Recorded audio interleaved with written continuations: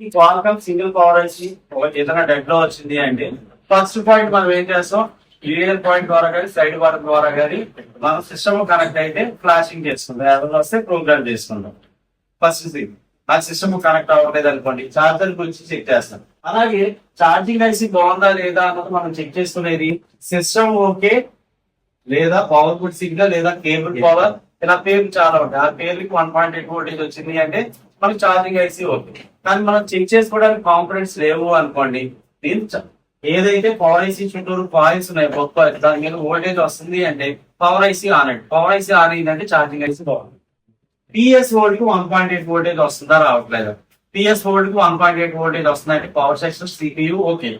మీరు చెక్ చేసుకోవాల్సింది ఈఎంఎంసీకి వోల్టేజ్ అందుతుందా లేదా. ఈఎంఎంసీకి వోల్టేజ్ అందుతుంది కానీ నాకు సిస్టమ్ కనెక్ట్ అవ్వదు. ఈఎంఎంసీ రిమూవ్ చేసి సిస్టమ్ కనెక్ట్ చేయండి. సిస్టమ్ కనెక్ట్ అయింది అంటే నాకు సిపియు ఓకే అవుతుంది. ఈఎంఎంసీ లో ప్రాబ్లం, ఈఎంఎంసీ ప్రాబ్లమ్ ని క్లియర్ చేసుకోండి. అది ప్రోగ్రామ్ ద్వారా హెల్ప్ క్లియర్ చేసుకోవడం కానీ చేయండి.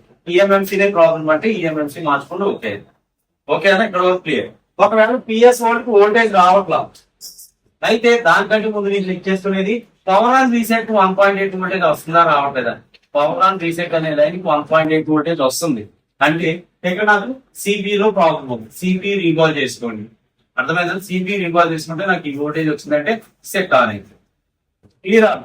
ఒకవేళ పిఎస్ వోల్టేజ్ రావట్లేదు అని చెప్పి పవర్ ఆన్ రీసెట్ దగ్గరికి వెళ్ళి చెక్ చేశారు, పవర్ ఆన్ రీసెట్ కి 1.8 వోల్టేజ్ రావట్లేదు అంటే పవర్ సెక్షన్ లో ప్రాబ్లం ఉంది. చార్జర్ కి వచ్చి ప్రతి బక్ ఆయిల్ మీద వోల్టేజ్ చెక్ చేయండి.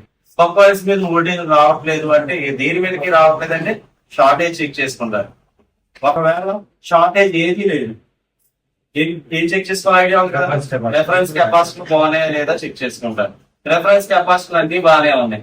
ఇప్పుడు ఏం చేస్తారు, పవర్ ఐసి తీసి ప్రతి లైన్ జిఆర్ వాల్యూ చెక్ చేసుకుంటారు. జిఆర్ వాల్యూలో లో రెసిస్టెన్స్ లైన్స్ ఉంటాయి, మీడియం వాల్యూ రెసిస్టెన్స్ లైన్స్ ఉంటాయి, హై వాల్యూ రెసిస్టెన్స్ లైన్స్ ఉంటాయి. కాబట్టి నువ్వు ఫ్రెష్ అయితే కనుక ఖచ్చితంగా వేరే సెట్ మీద చెక్ చేసుకుంటూ నువ్వు తీసుకుంటావు కదా ఏ ఒక సెట్, నువ్వు ఆ సెట్ లోని ఐసీ తీసి జిఆర్ వాల్యూ తో మ్యాచ్ చేసుకుంటావు. ఏ లైన్ ప్రాబ్లం ఉందో ఆ లైన్ ని క్లియర్ చేసుకుంటావు. ఏ లైన్ అన్ని బాగానే ఉన్నాయి అనుకో పవర్ ఐసీ మార్చుకుంటే ఓకే, ఇది క్లియర్ కదా. ఓకే, ఒకవేళ ఒక్క ఐసీ మీద వోల్టేజ్ ఫ్లక్చువేట్ అయింది అనుకోండి, మూడు విషయాల మీద ఆధారపడి ఉంటుంది. ఒకటి ఎల్డిఓ లైన్ షార్ట్ అయినా, అంతే కదా, ఎల్డిఓ లైన్ షార్ట్ అయినా నాకు వోల్టేజ్ ఫ్లక్చువేట్ అవుతుంది.